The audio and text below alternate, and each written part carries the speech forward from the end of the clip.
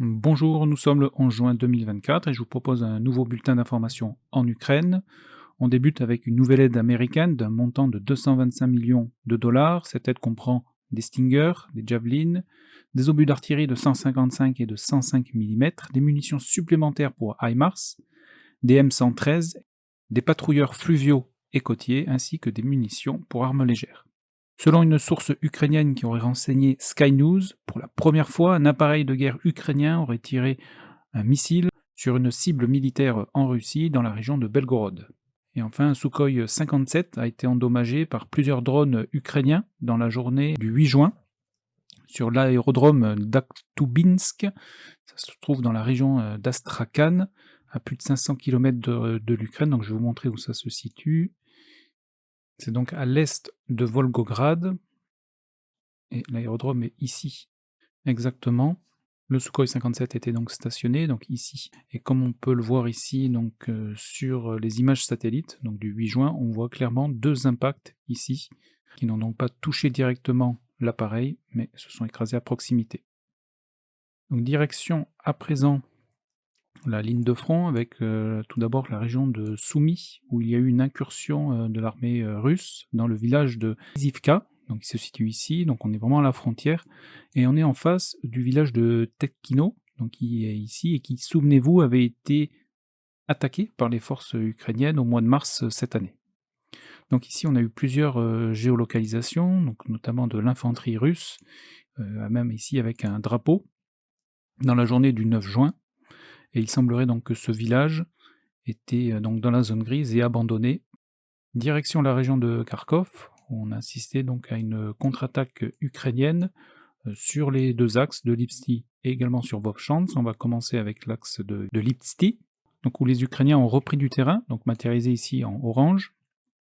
Dans la journée du 5 juin et également du 7 juin, ici un blindé s'est approché des positions russes dans le village de Liboké et a frappé donc ces dernières avec son canon. Tout d'abord pendant la journée du 5 juin et également du 7 juin. Les Ukrainiens ont également débarqué ici de l'infanterie, donc sur cet axe, et ensuite leur infanterie a été bombardée par les Russes dans la journée d'hier. Dans le village de Liboké même, ici, les Russes utilisent des antennes Starlink, et certaines d'entre elles ont été détruites par des drones ukrainiens. Direction à présent Vovchansk, donc plus à l'est. Pas d'informations sur Starititsia ici. Donc ici, les Ukrainiens, comme vous pouvez le constater également, ont repris du terrain, matérialisé ici en orange. Les combats font rage ici, donc dans cette zone grise, exactement, avec plusieurs vidéos géolocalisation d'infanterie des deux armées. Donc ici, on a de l'infanterie russe prise à partie par des drones kamikazes ukrainiens. Et à contrario, ici, ce sont des positions ukrainiennes qui sont bombardées par les Russes. Et d'ailleurs, en parlant de bombardement, donc je vous partage ici une vidéo du bombardement de ce quartier. Donc comme vous pouvez le constater, le taux de destruction est très élevé, et ici, donc les bombardements russes s'intensifient.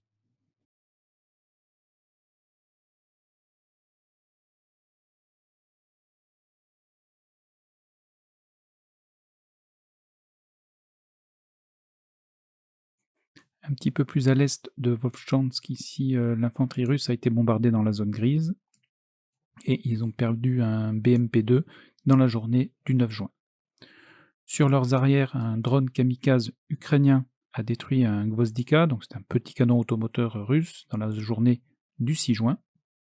Et sur les arrières ukrainiennes, au sud-est de Kharkov, ici, c'est un Bodan qui a été détruit dans la journée du 9 juin par un Lancet. Donc situation dynamique sur Vovchansk où les Ukrainiens ont contre-attaqué. La 82e brigade est toujours présente et participe au combat, et elle devrait être remplacée par la 36e brigade de marine ukrainienne prochainement. Direction à présent le front de Louhansk.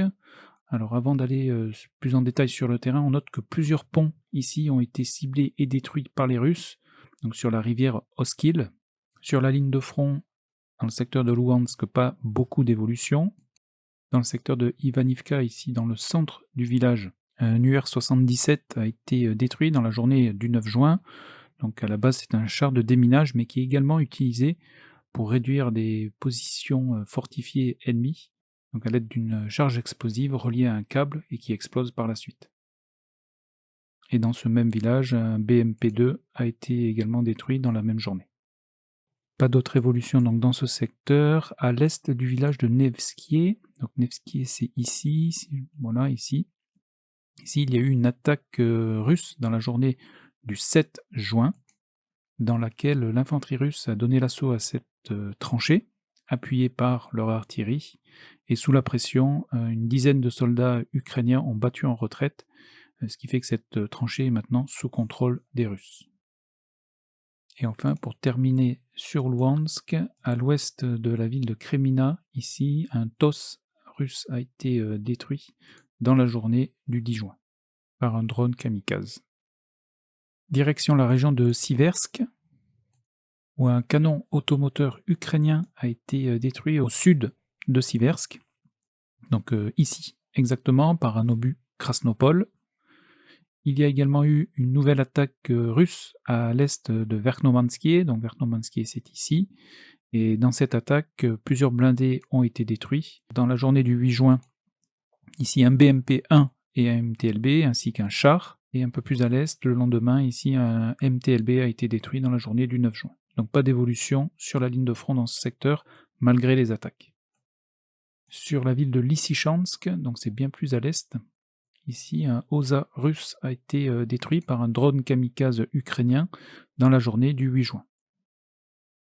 On se dirige à présent dans la région de Bakhmout. Au sud-est de Rozdolivka, une nouvelle attaque russe a eu lieu donc dans la journée du 8 juin. Cette attaque a été prise sous le feu de l'artillerie et des drones kamikazes ukrainiens, mais à ce jour, je n'ai pas encore de géolocalisation des destructions. Direction le village de Kalinina, qui se trouve au nord-est de Chassifiar. Ici, les Ukrainiens donc, ont repris du terrain à l'ouest, pendant que les Russes, eux, ont repris du terrain à l'est du village. 2 Bradley ont été détruits dans ce village en peu de jours. Alors ici, dans la journée du 7 juin, donc Bradley qui avait été abandonné et détruit par une petite charge explosive lancée depuis un drone dans la trappe ouverte. Et le deuxième Bradley, 2 jours plus tard, ici dans la partie sud du village, avec le même procédé. Donc 2 blindés détruits en 48 heures. Un petit peu plus au sud, dans le micro-district, on note une avancée des Russes. Donc ici, comme vous pouvez le constater, avec plusieurs vidéos géolocalisées de leur infanterie. Ils ont même hissé un de leurs drapeaux ici dans ce bâtiment. Un petit peu plus au sud, les Russes ont terminé la prise de contrôle de la ville de Ivanivsky, qui est maintenant donc sous leur contrôle. Dans leur attaque, ici, ils ont détruit un BMP-1 ukrainien hier dans la journée. Pas d'évolution dans le secteur de Klishivka. Par contre, dans ma dernière vidéo, j'ai commis une erreur.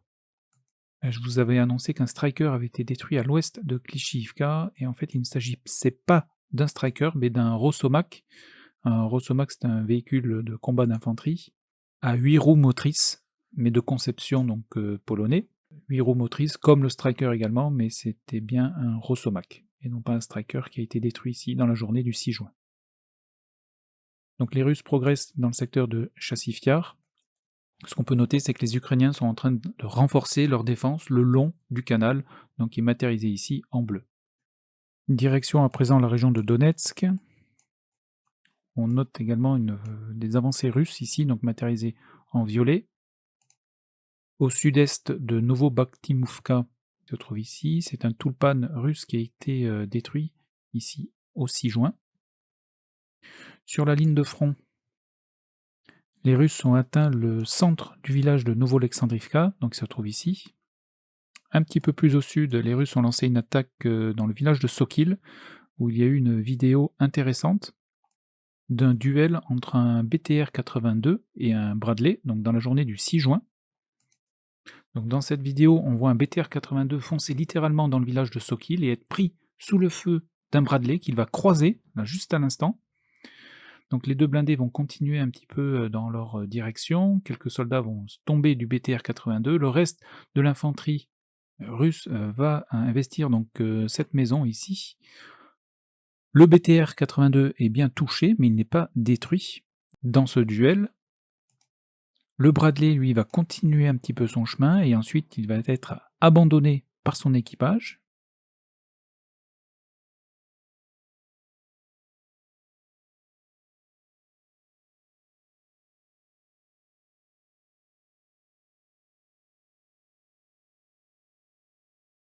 Donc ici, exactement.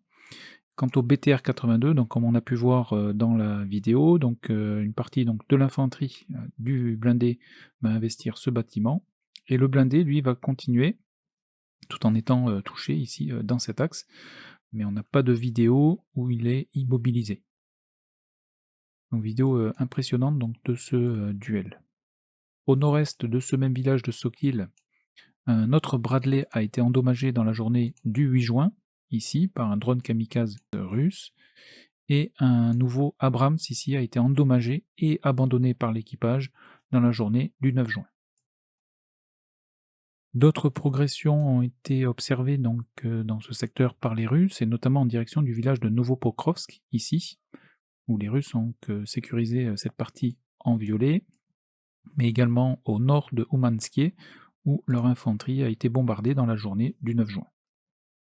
On continue sur la ligne de front, pas d'informations ni de combat sur Netailiove. Alors sur Krasno-Rivka, ici, j'ai élargi la zone grise ici, puisqu'il y a eu de nouveau des combats, et notamment des combats pour cette tranchée ici, exactement, dans la journée du 10 juin, où les Russes ont réussi à sécuriser une partie de ce secteur. Et donc du fait de cette vidéo, j'ai élargi ici la zone grise, qui était auparavant sous contrôle des Russes. Et dans les combats, hier dans la journée, ils ont abandonné un de leurs chars ici, dans cette partie du secteur. Les combats ont toujours lieu dans la zone grise au centre de Krasno-Rivka. Pas d'autres informations depuis ce secteur. On continue sur la ligne de front. Pas d'informations non plus sur Novomikhaïlivka. Par contre, dans cette partie au sud, ici, on note une légère avancée des Russes et également plusieurs géolocalisations ici dans la journée notamment du 7 juin où de nombreux blindés russes ont été détruits lors d'une attaque. Ici un T-80 qui a été endommagé et abandonné. Et ici un char détruit. Direction le front de Zaporizhia, où les Russes ont lancé une attaque simultanée sur Staromayorsk et Urozaine. Alors sur Urozaine, ils sont parvenus à prendre d'assaut une tranchée, ici dans ce secteur exactement. Comme on peut le voir sur cette vidéo, où ils tirent donc sur les Ukrainiens qui sont à proximité. Les Russes ont également lancé une attaque sur le nord de Staromayorski, où ils ont hissé un drapeau hier dans la journée, et il ne reste que quelques bâtiments ici dans la zone grise, avant la complète capture du village. Direction la région de Kherson, ici où un Lancet a détruit un canon automoteur ukrainien dans la journée du 9 juin, à l'ouest de l'aéroport de Kherson. Donc l'aéroport de Kherson se situe ici, et le canon automoteur détruit donc au sud-ouest de ce même aéroport, donc ici exactement. Les Russes ont également détruit un dépôt de munitions de l'armée ukrainienne au nord du village de Inulets, ici exactement, détruit donc dans la journée du 5 juin. Direction à présent la Crimée, où il y a eu une nouvelle attaque de missiles ukrainiens, donc avec des attaques MS. Les Ukrainiens ont annoncé la destruction de S-300 ou S-400, mais à ce jour je n'ai encore trouvé aucune confirmation visuelle. Je ne peux pas donc confirmer cette information. Mais il y a bien eu une attaque de missiles attaque MS sur la Crimée dans la nuit du 9 au 10 juin. Et 6 missiles ont visé essentiellement le nord-ouest de la péninsule, donc ici, le secteur de Eupatoria, qui se trouve ici, et également Jankoï, qui est ici. Sur ces images de Firms, on s'aperçoit qu'il y a bien eu donc des incendies, notamment sur le nord-ouest de la péninsule, et également dans le secteur de Jankoï. Vous avez également les dates et les heures de ces foyers. Nous avons également eu des images satellites du secteur de Jankoï, comme vous pouvez le voir donc à l'écran, mais impossible de confirmer une destruction d'un éventuel S-300 ou S-400 avec ces visuels et à ce jour. Et enfin, on va terminer avec l'Ossétie du Nord, et plus précisément l'aérodrome de Mozdok, donc qui se situe ici. Cet aérodrome donc, se situe au nord-ouest de la ville du même nom, et c'est sur cette base aérienne que sont notamment stockés des MiG-31 et des Tupolev 22.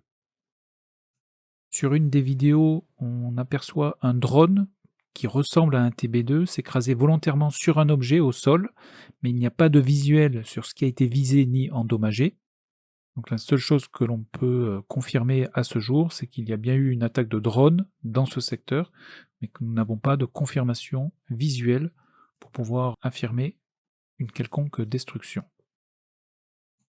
Et c'est également en Ossétie du Nord qu'un Sukhoi 34 s'est écrasé dans une région montagneuse au cours d'un exercice, et apparemment suite à un problème technique, et les 2 pilotes n'ont pas survécu au crash.